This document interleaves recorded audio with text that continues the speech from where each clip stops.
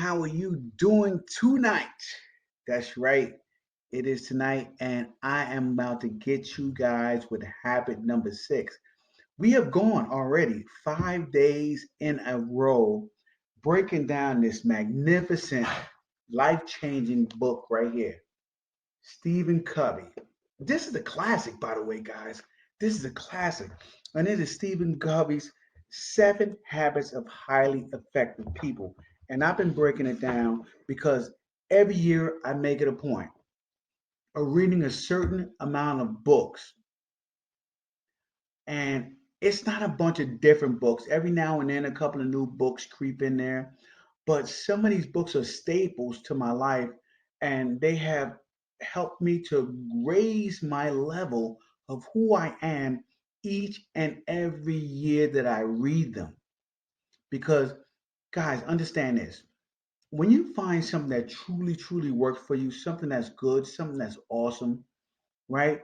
And you become a new person the following year, and then you go into that material once again, you get a whole new level of understanding. Every year I read Think and Grow Rich. Well, actually, I read it every 6 months. Every 6 months I read Think and Grow Rich. I am enlightened. I have another level of maturity that I have a true understanding.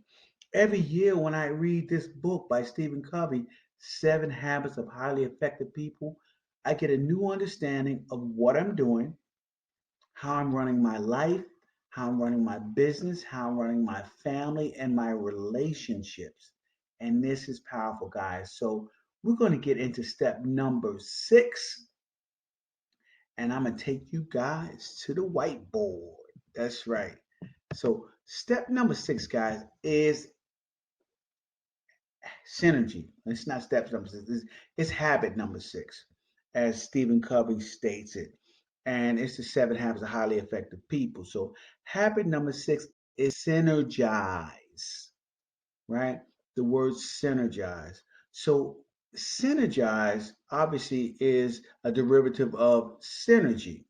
And synergy is the essence of the principle center leadership, right? If you were going to be a leader, and hopefully, if you guys are watching me today, you guys are leaders.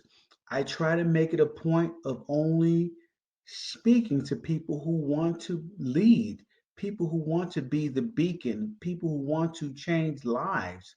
Because, to be honest, if you are in this just for yourself, that purpose is not going to drive you strong enough when times get hard. And times will get hard, guys.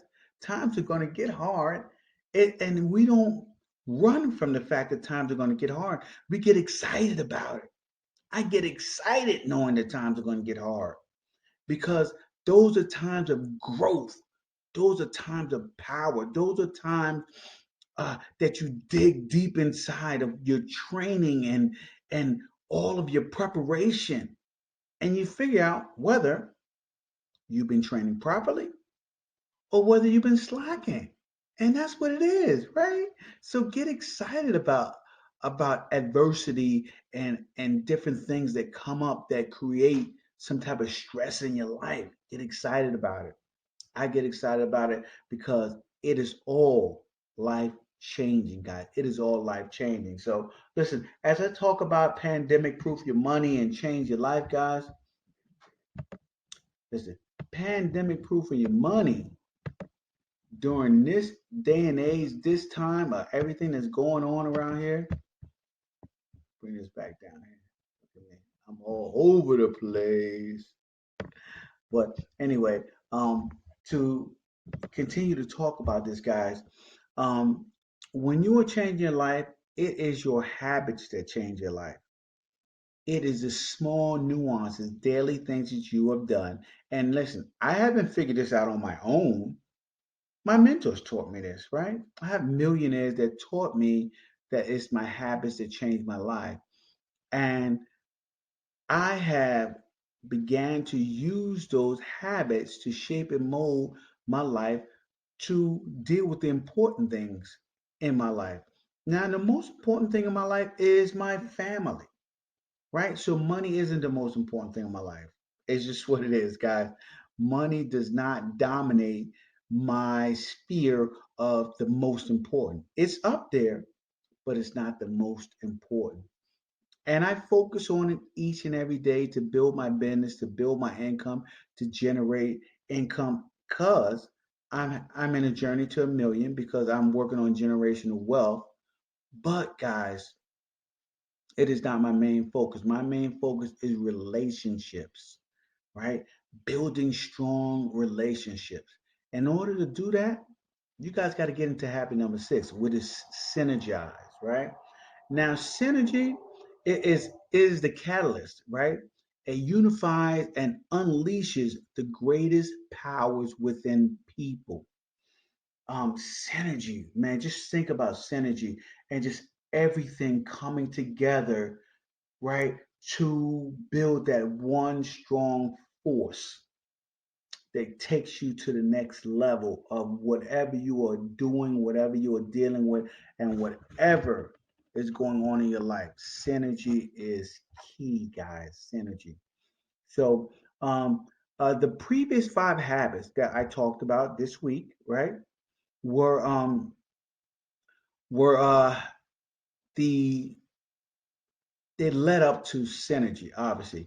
They prepare us for this, right? And the ability to create synergy. If you do not, guys, if you do not have the previous five habits and you have not been working on the previous five habits that I talked about, if you don't know what those habits are, guys, go back and check my previous videos. I did 30, 40-minute sessions, 50-minute sessions on the previous habits. Guys, if you don't know them, just go back and check out all my previous videos. But here's the deal, guys. You need those habits in order to create habit number six. Each one is a step. I'm taking you guys through a process to create the life that you want. And in order to create the life that you want, those previous habits need to be worked on and practiced daily. Daily, they need to be practiced, right? So, now the definition of synergy is the whole is the whole is greater than the sum of its parts. That is kind of like a definition of synergy, meaning all of the parts together don't equal the magnitude of all of the parts as one whole. Um, Now, for most of us, and I'll say this, for most of the creative process is also the most terrifying part. Now, why is that? Why is the creative process the most terrifying part? Because I don't know. Because you don't know exactly what's going to happen or where it's going to lead, right? You don't know what's going to happen next. And that feeling of not knowing what's going to happen next causes a lot of stress, a lot of anxiety, and a lot of fear in people when you don't know what's going to happen next. And so a lot of people don't take this route. A lot of people don't seek this type of growth, guys. So you guys are unique. You guys are amongst the 10% of the people in the world that are actually trying to make this type of improvement. Most people, this is scary stuff. This is hands off. Trust me, guys, it's hands off for most people. Now, let's get into this a little deeper, right?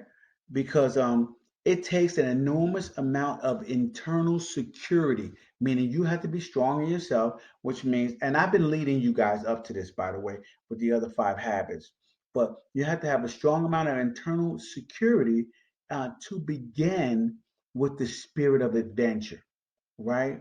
The spirit of discovery and the spirit of creativity in order to venture out on that ledge when no one else has stepped before you, It's going to take a large amount of internal security up in your heart, man. You're going to have to feel it and know it. But like I said before, I've been strengthening you guys up to this with the previous 5 habits, and you guys are there. It is time to take that step to synergy. That's right. Synergy in your relationship, synergy in everything that you do. It is time for growth, guys. And this is the moment that you guys are going to grow.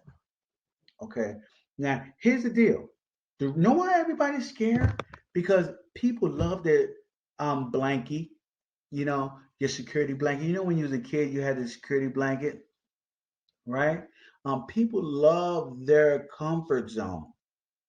It is what they know. I had a guy who we used to play basketball together, and his favorite shot was from the corner, right? And he was good. He was a 3-point shooter from the corner. He'd sink those shots all day long from the corner. But he couldn't dribble, he couldn't drive to the basket, and he was horrible on defense. So he was probably one of the worst teammates ever because he never hustled down the court, right? And he always waited in the corner for you to pass him the ball so he could shoot his 3-point shot. And that's all he did. Guys, listen, this guy was in a comfort zone and he was afraid to grow in order to be better, in order to be a complete person. He feared synergy, he feared it. And so he ended up living a life of mediocrity. That's what he ended up living, a life of mediocrity, because that same habit transferred into his life and his relationships and everything, and his job and everything else that he did. And so that is what happens to people who don't want to step out and be creative and be adventurous. So take that into note, guys. Um, you will have to leave your comfort zone. You got to be a trailblazer. And the reason why I'm talking to you guys today is because you guys are trailblazers, right? You're not followers, you're trailblazers. People follow you. Okay, people follow you. And when people follow you, you have to you have to go first. You have to go first when people are following you, guys. So understand that. It's going to take some courage, some internal courage, and some security in who you are and what you are doing. Okay. So as we look around, right, synergy is everywhere in nature. If you think about it, right, I love planting, working in my garden and planting trees and stuff like that. And just think about it. I plant grapevines. I grow grapes and make my own wine. It's an exciting process that I do. But by me planting my grapevines in the soil, right? The grapevines are a certain distance apart, but under the soil, something is happening. Something is happening that people don't see above the soil. The grapevines are spreading out under the soil, and one grapevine reaches for the other grapevine. And by doing so, it enriches the soil, which makes the grapevines, okay, and then produces more fruitful and more aromatic grapes to make more fantastic wine, guys. This process is synergy. Is synergy happening in nature, right? Trees that are close together. I planted a pear tree and had no idea that there was a male pear tree across the street and that you needed a male female pear tree relationship in order for pears to actually grow on a pear tree. Now, this was exciting to me when I found it out because through the wind that blew the pear tree across the street, it germinated my pear tree, and my pear tree blossomed beautiful, extremely fruitful pears. This is amazing, guys, right? It is synergy in nature, right? Synergy is with people, right? Synergy is with families, it's with relationships, it's with husband and wife, right? One and one, husband and wife, right? One and one equals three, right? In my case, it equals way more than three, but synergy in families. It is incredible, guys, and you guys will learn this as you go. And I'm going to continue to help you guys understand this amazing book that I read every single year, right? Now, the real challenge we face is to apply those principles of creative cooperation in our social interactions, right? How we interact with people. How are we creating synergy? How are we, right? So now understand this, guys. The essence of synergy is to value the differences, to respect them, and to build strength, to compensate for the weaknesses. This is powerful in a husband wife relationship, especially in a husband wife relationship. You know, me and my wife constantly work on making sure, okay, we compensate each other and we pick up where the other one falls off. Now, this didn't always happen in my relationships, right? This didn't always happen in my relationships. I had to grow into this. I had to learn this, okay, through mentors, through reading, and through practice of the other five habits in order to begin to start developing this habit of synergy. Okay. Now, let's look at men and women, period. All right. Now, we obviously value the differences between man and woman, right? If you're a guy, you know that there's a difference between men and women, right? But and there's obviously the difference between husband and wife, as I've just been talking about. But what about the social differences, the mental differences, and the emotional differences between men and women? Do we truly value them? Or do we just run around and say that, hey, uh, I just don't understand women. Women are such and such. And you start using some arbitrary categorized word that the masses use. You know, that 90% of the people who are already afraid to venture out and to be creative and adventurous. Are you going to really, really follow them? Are you guys serious? Or are you going to sit here and you're going to learn what it really takes, all right, to be synergistic in your relationships, in your communication with husband and wife? Now, Stephen Covey states, right? He states, now, could these differences not only be sources of creating new, exciting forms of life, right? He said, but create an environment that is truly fulfilling for each person, that nurtures the self esteem and self worth of each, that creates opportunities for each to mature into independence and gradually into interdependence.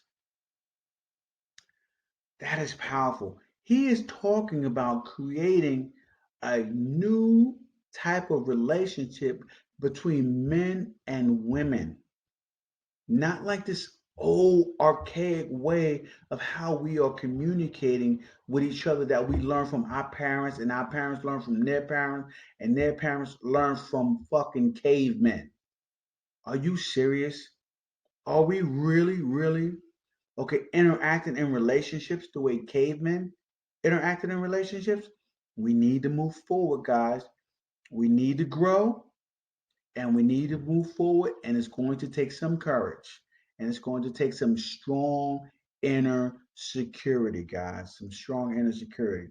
Now, this type of synergy could create, if you guys think about it, right? This new type of synergy could create a new script for the next generation. Remember, we are having families and we are having children, and our children watch how we communicate with one another, right? So, in our communication, if we change the script that our children are seeing, we can then we can then create a new script for the next generation, right? One that is less protective, less adversarial, less selfish, right? One that is more open, more trusting, more giving, and less defensive and protective. One that is more loving, obviously, more caring, and less possessive and judgmental. Could you imagine, right? Relationships, marriages, friendships, all having those elements and being that powerful. Could you imagine the synergy that will be created amongst generations, amongst families, amongst worlds and communities through this process, guys? It is a whole new world, a world of amazing, amazing uh, qualities that can be um, nurtured and grown for our children.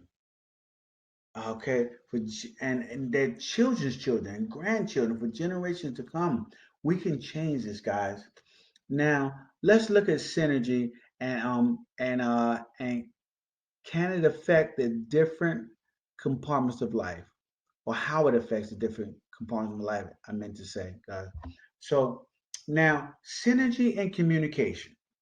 Here we go. Synergy and communication. When you communicate synergistically, you are simply opening up your mind and your heart and expressions to new possibilities, new alternatives, and new options. That seems rather simple, right, guys? Excuse me, I got something in my eye here.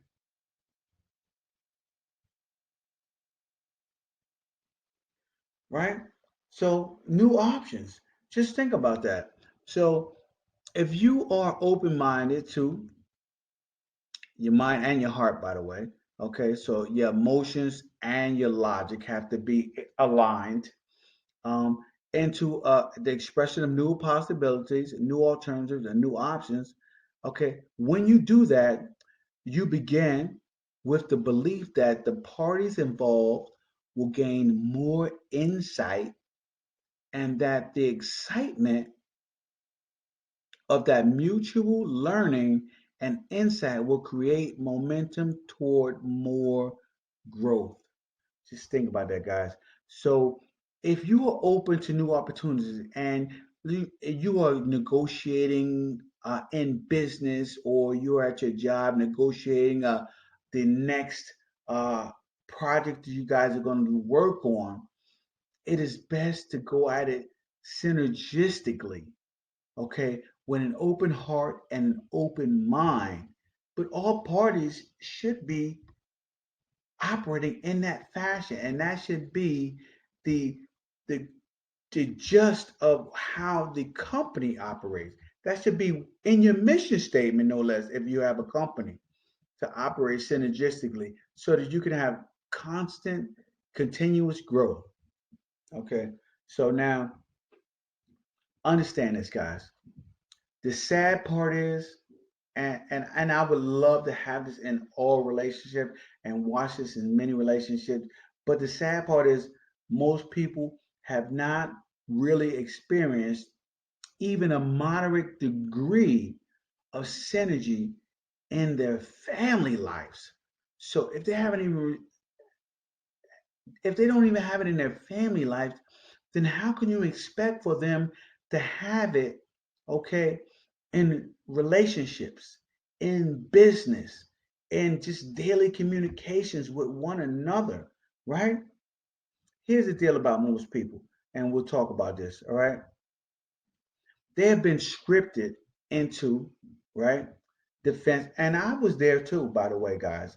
Just want you to know that I am not unique, as in I have not been scripted. I have been scripted, and I had to learn my way out of this, and which was a long, long, slow process, guys. So they have been scripted into defensive and protective communications, or into believing that life or other people can't be trusted. So imagine, right? I spent my entire life going through my entire life defensive, protective in my communications, and always thinking that somebody was out to get me somehow, some way, right? That others could not be trusted. And I spent my life living like that. Imagine the stress that is brought upon a person who lives their life believing that others can't be trusted. Where are you going to get? All your communications are going to be one-way communications. How are your relationships going to be, right?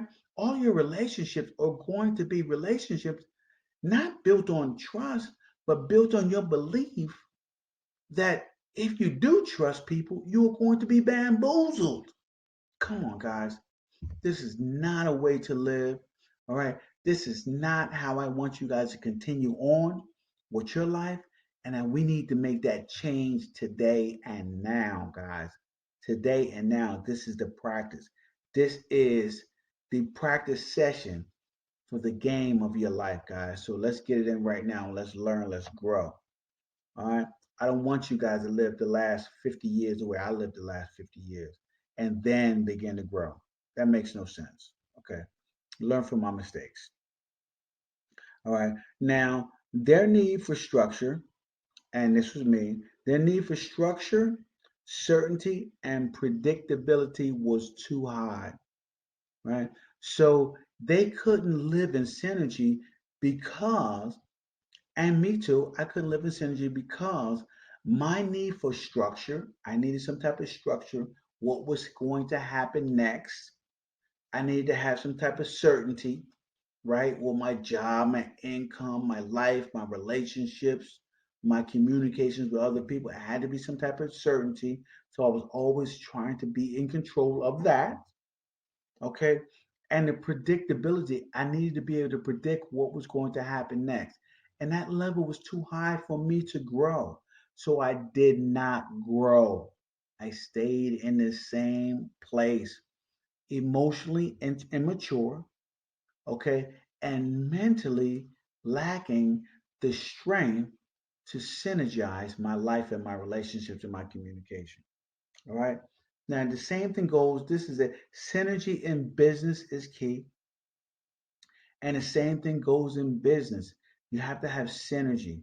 Synergy needs to be part of the mission statement, and synergy needs to be part of the culture of your company so that you allow open communication within your company, open growth so you can get new ideas and grow and become powerful as a company. Synergy is key. And you can't have people competing in a manner in which it takes the creativity out of the company. Okay. So understand that, guys, as we move forward. Synergy in schools. Man, I mean, everybody is constantly beating up the educational system, and rightfully so. The educational system is archaic, it's outdated, okay, and it's not even in college up to date to where they're giving your children the right now information of this immediately changing society. And the reason being is it lacks synergy. It lacks synergy because you have too many people who are in fear of change. Too many people who are feel offended by other opinions. Too many people who feel entitled that their way of life should not change based on the changing times. And this in itself causes a lack of synergy in the classroom, synergy in colleges, in high schools, in grammar schools, and that is why we're still dealing with the same archaic system, which is now crashing in the midst of this current pandemic, and which we're realizing that our children are lacking so much, right? So much in the midst of all of this chaos. So, guys, understand that. All right. Once people, and here's the deal, and I tell you guys, I give you guys a quick story. Um, I was part of a team of academy instructors who were training on a military base in Fort Monmouth, right? And Fort Monmouth had a very elite military training school there. As a matter of fact, my grandfather trained at the military school at Fort Monmouth. And it was exciting to be there, and the atmosphere and the energy was incredible. And I was with some phenomenal instructors. You know, one of my main guys, Officer Asensio, and our Sergeant Estrada, and our Secretary Adrian. Um, they were all amazing. My buddy, another instructor, Ray Cruz, and Terry Smith. We all were sent there to create an environment which um, was to be extremely powerful for law enforcement officers graduating from the academy. And this atmosphere that was created, we all came there without egos. We knew our skills, and we all worked together as a team. I'm talking about from the sergeants to the instructors to the secretarial staff, because we knew that we needed to create an environment which created the best officers possible, and we all had the skills to do that.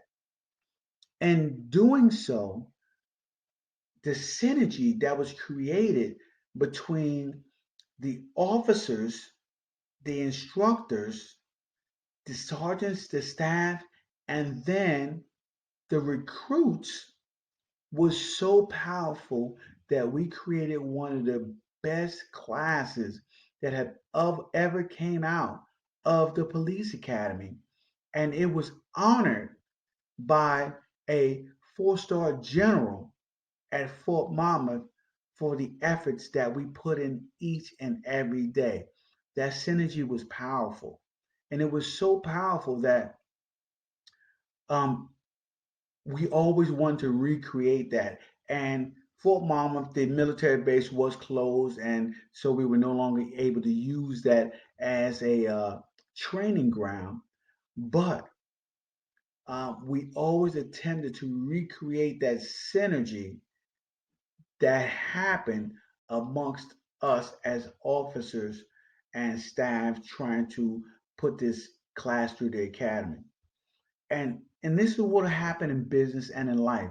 You'll always, once you feel that synergy, once you see it, once you sense it, you never are quite the same again.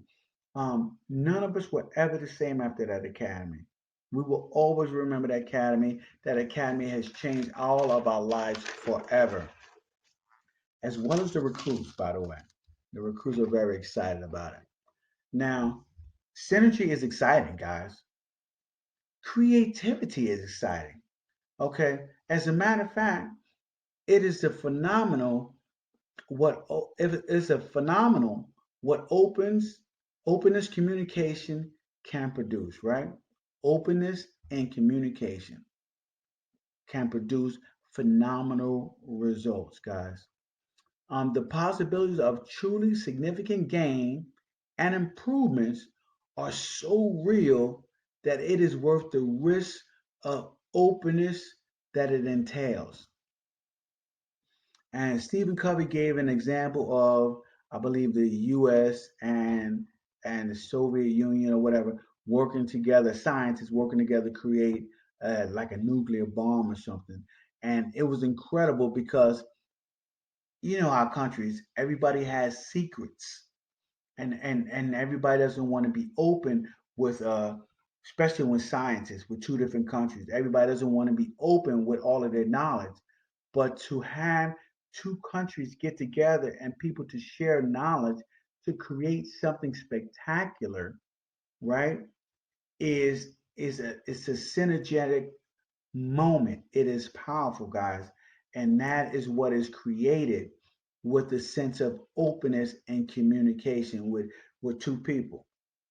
Now, as I stated before, if you have been working on developing the other habits, right, as we talked about habits 1 through 5, right, you will have, if you haven't been working on that, obviously, if you haven't been working on it, you're going to have difficulty in habit number 6, which is synergy.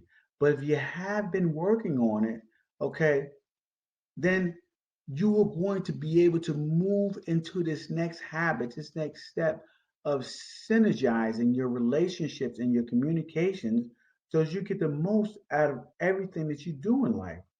This is all a process of making you an effective leader, right? I'm not teaching you all this to be a follower. I'm teaching you all this because most people aren't learning this. So you are going to be a leader. You are going to be a trailblazer. You're going to be the person that people come to for advice, to learn, to do, to grow. So understand that, right? Give me some water here, guys. All right. Now, it's going to be difficult if you haven't worked on the other habits. And you'll have a difficult time developing trust. And in order to, and if you don't have trust, then guess what else you're going to be lacking? You're going to be lacking communication, all right, which then leads to synergy. So I want to show you guys something real quick. This chart right here that that Stephen Covey put together,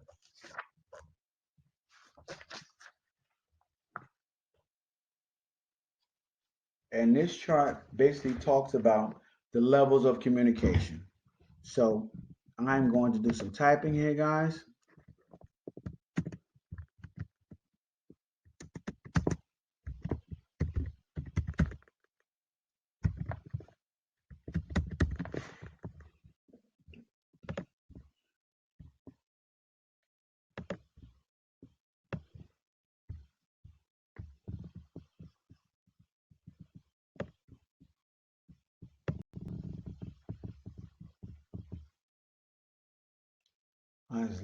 This is the levels of communication.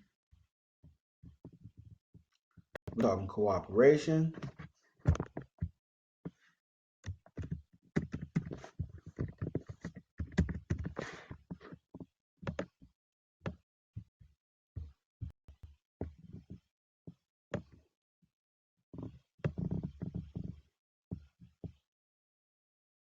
Down here, and we're talking about trust. And these are the elements of habit number 6, which is creating synergy. Now, when you're creating synergy, you want that win-win relationship, obviously, guys. And so, in order to get the win-win, as we've done before, right? I'm gonna show you guys a little something. Maybe it's a little small here.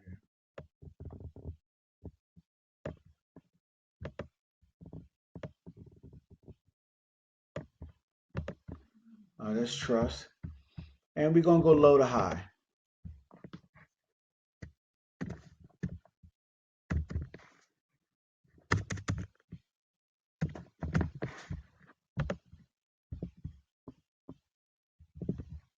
No, didn't do that. Let's get back to the whiteboard, guys.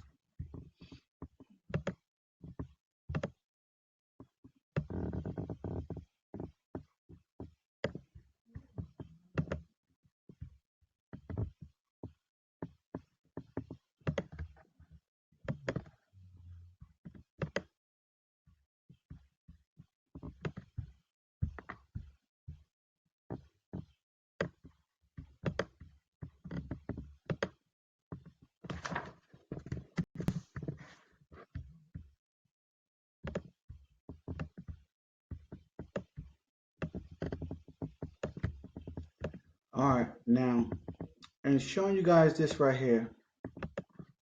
Now, this is the level of communication, right? And it's good. The chart goes from low to high. So you got your defensive level of communication, which is now charted out for you guys. So here.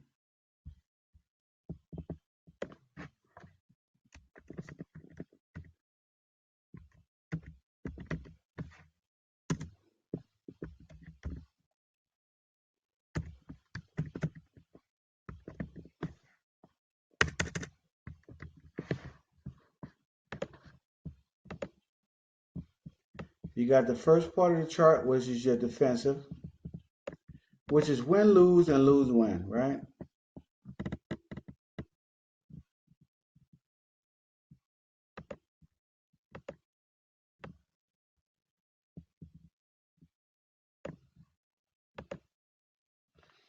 You got your second part, which is respectful.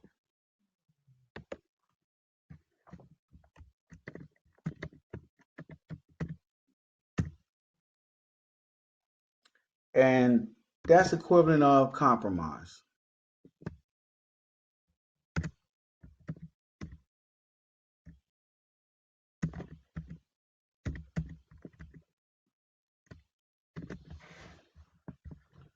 So now you got respectful, which is compromise.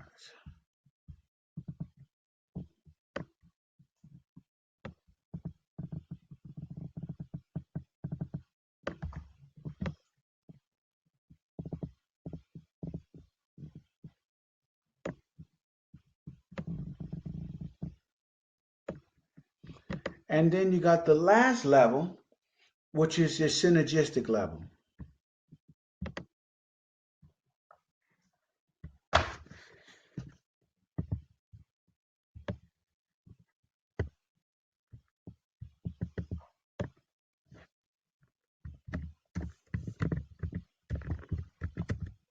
Is what and it's what we're working toward, obviously, guys. Synergistic, and that is the win-win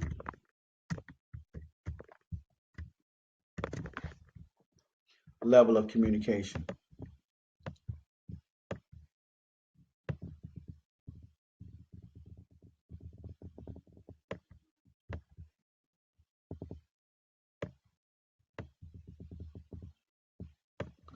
And the chart goes like this, guys. It goes from low to high, defensive, respectful, to synergistic.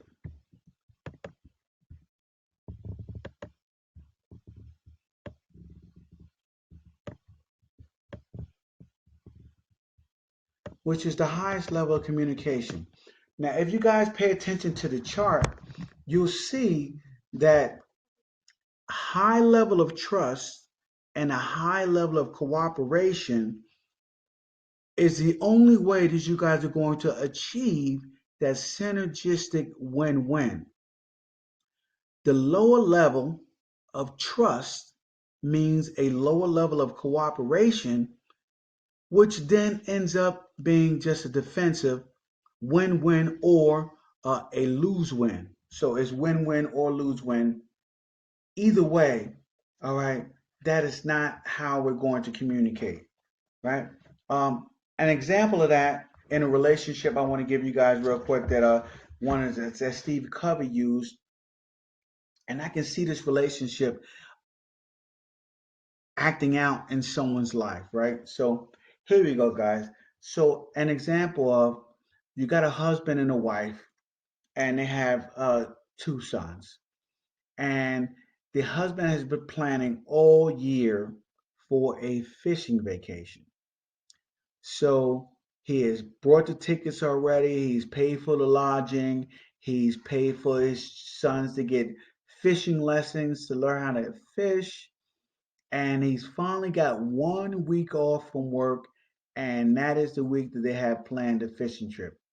Well, the wife also has planned, She wants to see her ill mother, who is about 250 miles away from the fishing trip. Imagine the type of scenario that is going on and the conversation that happens with the husband and wife. Now, those are two scenarios, and I'm going to give you the two examples. Now, now the first and probably the most popular one that happens with the husband and wife is they have an argument about how he paid for the fishing trip, how it's important for the children, how the boys um, don't want to go visit her mom, and how they want the wife to be part of the fishing trip because it's a family vacation. All right, and that's the husband's version. The wife's version would be more like, um, I don't know how long my mom's going to be around. Um, my sister has been doing the primary caring for my mom, and I want to see my mom. I want to help my sister out, and I want to do my part and spend a week there and take care of my mom because I don't know how much longer she's going to be around. Now you have those two scenarios, right? I mean, two opinions, the husband's version and the wife's version.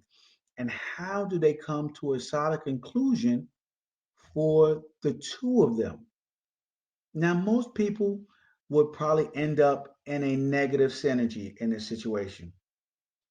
Either the husband would give in to the wife, or the wife would give in to the husband, and that situation would play on throughout the relationship, slowly deteriorating, right, their relationship because of that decision.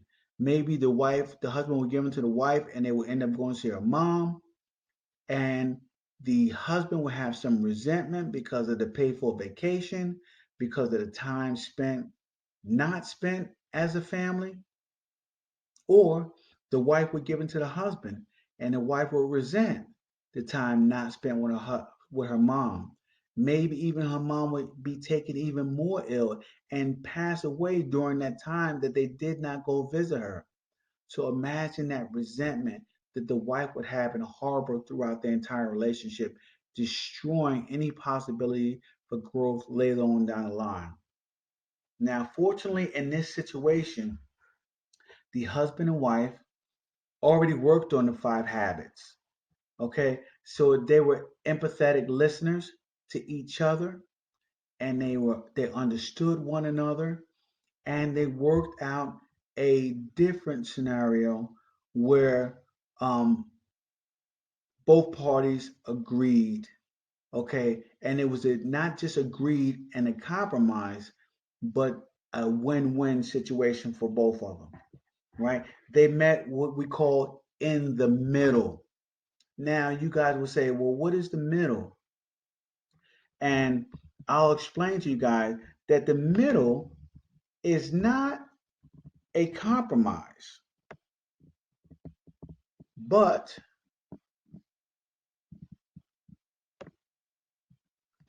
the middle is actually, in Buddhism, it is known as the higher or the apex of the triangle. So this is the middle. So you have the husband here,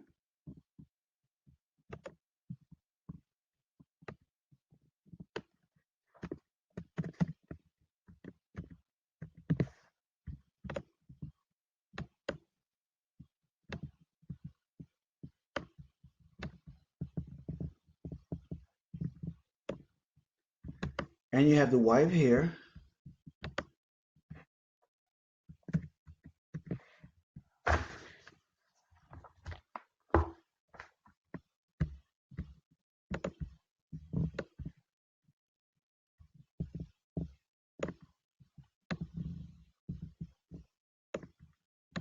Right? And this is their two differences of opinion. The apex, as Buddhism calls it, is in the middle. And this is the synergistic win.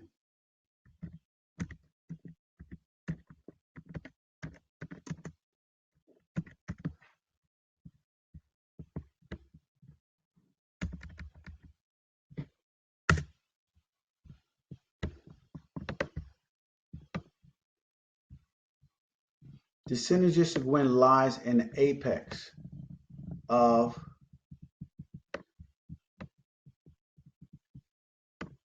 the empathetic compromise of between a husband and wife, and them both being understanding of each other's feelings and opinions and what's important to them. Now, to bring this to a close, right? Um, as we talked about the being synergistic and synergizing, and habit number six, um, we try not to move into negative synergy, right?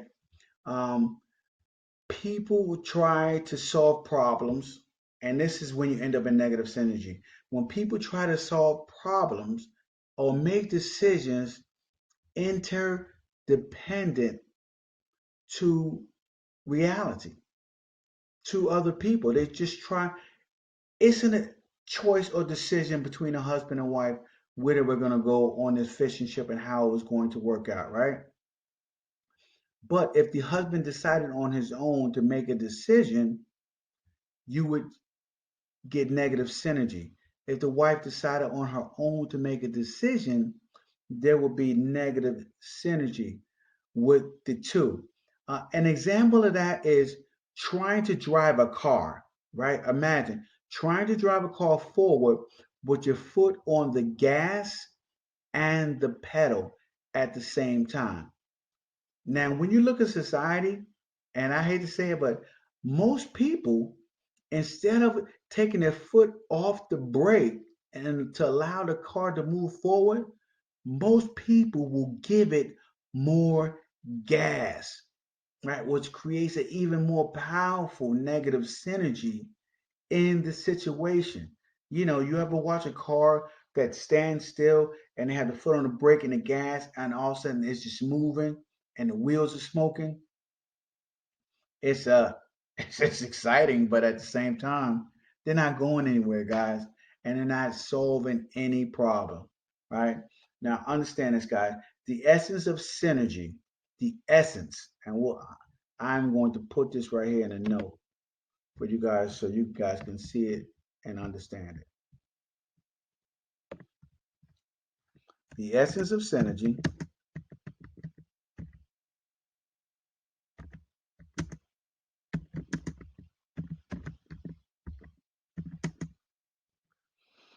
is valuing differences,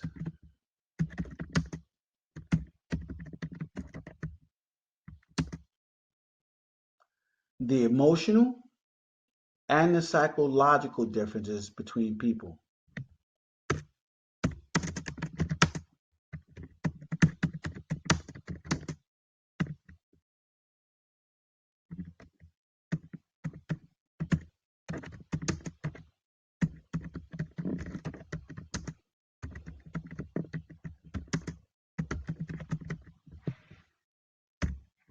So understand that that is what synergy is, guys. In a, I say what? In a nutshell.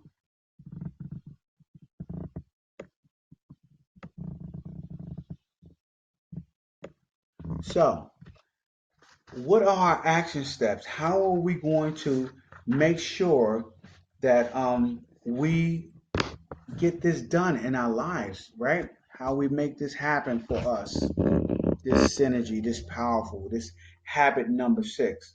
Okay, the first thing I want you to do is think about a person who typically sees things different than you. So the first thing we're going to do is think. That's always important. That's always a good idea, right?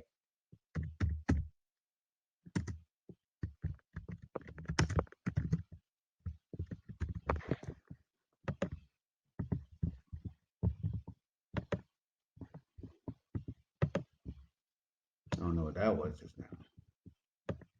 Amazon.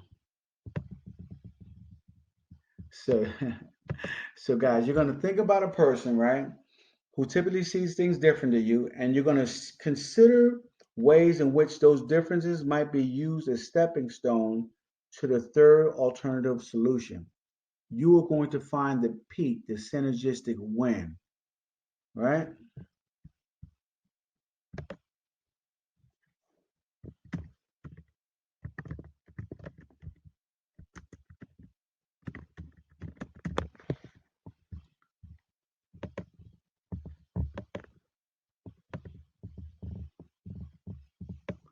So you're going to think about the person, you're going to work on finding that alternative solution. That's the first thing you're going to do. The second thing is I want you to make a list of people who irritate you. How about that, right?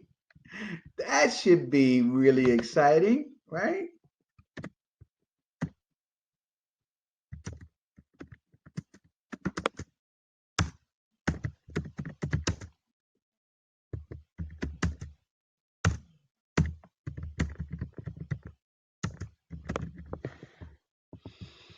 So make a list of people who irritate you,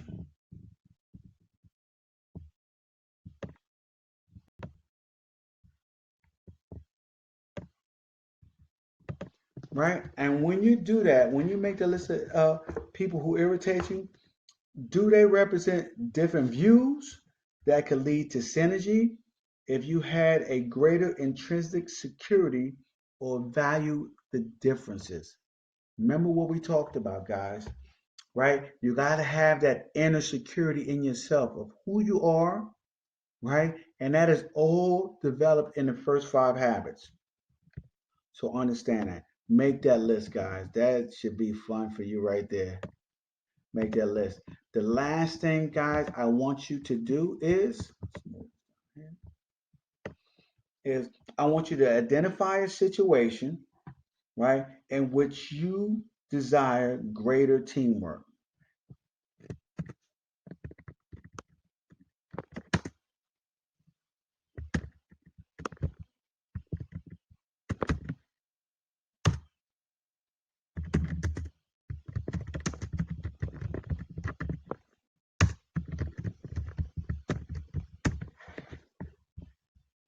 So here you go. So identify a situation where you want greater teamwork. These are some action steps to make you guys a little better, a little stronger in what you're doing here, right? And right, what conditions would need to exist to support the synergy, and what can you do to create those conditions? See, we are always working to create synergy. And I want you guys to always be working to understand what can you do. Always act, be proactive, and don't sit back and wait for others to act for you. Remember, you guys are leaders, period. You guys are leaders. And I teach leaders. I don't teach people who sit back and wait for other people to act. So, guys, listen, this is habit number six. Synergy is important. It is an incredible step to having a better life, beautiful relationships, and incredible marriage, right? And it just changes things between your children, between your bosses, between your employees, and between people you communicate with each and every day in life, guys. So hopefully this habit was powerful, you guys, and you guys can grow from it. And listen, the end is near. Habit number seven brings it all together, guys. All right. So remember, go back, check out these habits, learn from them, grow from them. Read this book, Seven Habits of Highly Effective People, as many times as you must, so you can get a full grasp of all the concepts that are in this book, guys. Hopefully, I've given you guys tons of information that you can use in your life. And I will talk to you later, guys. Have a great, great night. Bye bye.